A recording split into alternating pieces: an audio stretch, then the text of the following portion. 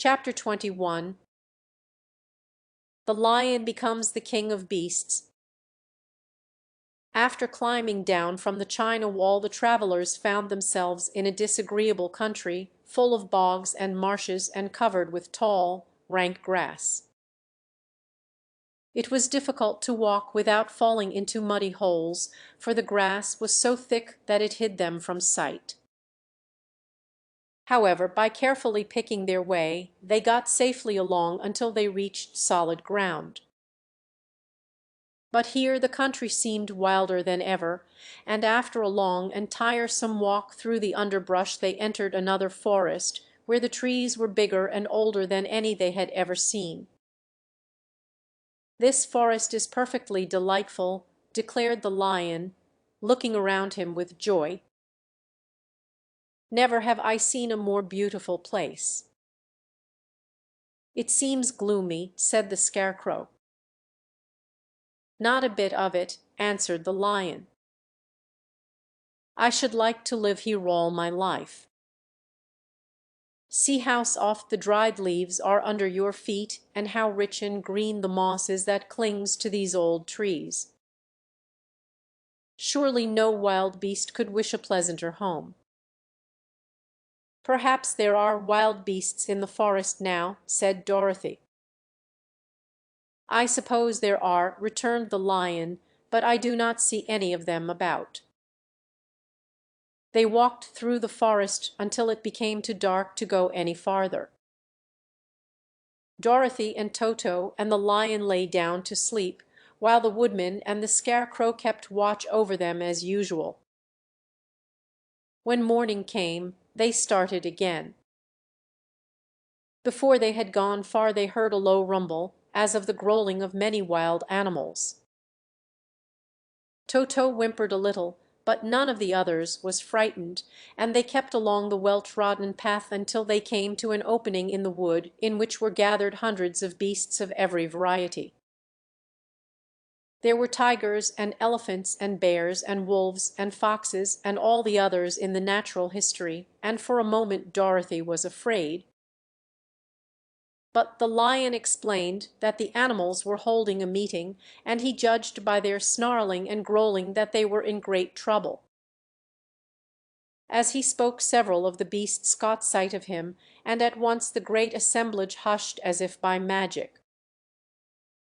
The biggest of the tigers came up to the Lion and bowed, saying, "Welcome, O King of Beasts.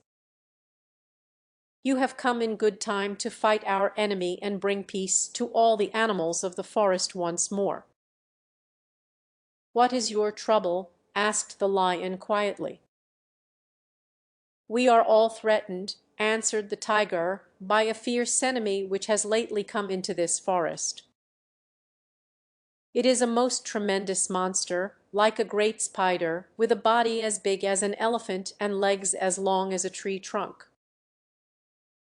It has 8 of these long legs, and as the monster crawls through the forest he seizes an animal with a leg and drags it to his mouth, where he eats it as a spider does a fly. Not one of us is safe while this fierce creature is alive, and we had called a meeting to decide how to take care of ourselves when you came among us." The Lion thought for a moment. "Are there any other lions in this forest?" he asked. "No, there were some, but the monster has eaten them all.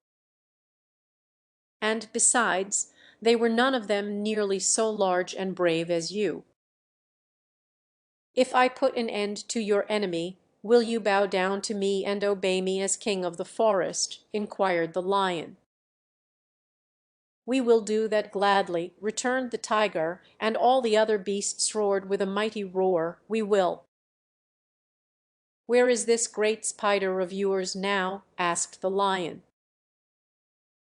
"Yonder, among the oak trees," said the tiger, pointing with his forefoot.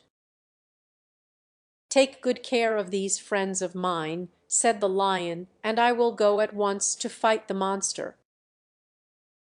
He bade his comrades good-bye and marched proudly away to do battle with the enemy. The great spider was lying asleep when the lion found him, and it looked so ugly that its foe turned up his nose in disgust. Its legs were quite as long as the tiger had said, and its body covered with coarse black hair. It had a great mouth, with a row of sharp teeth a foot long, but its head was joined to the pudgy body by a neck as slender as a wasp's waist.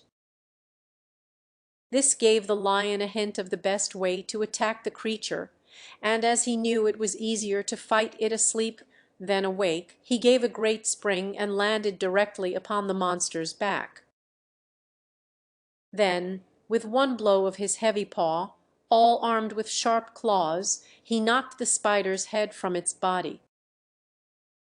Jumping down, he watched it until the long legs stopped wiggling, when he knew it was quite dead. The lion went back to the opening where the beasts of the forest were waiting for him, and said proudly, "You need fear your enemy no longer." Then the beasts bowed down to the lion as their king, and he promised to come back and rule over them as soon as Dorothy was safely on her way to Kansas.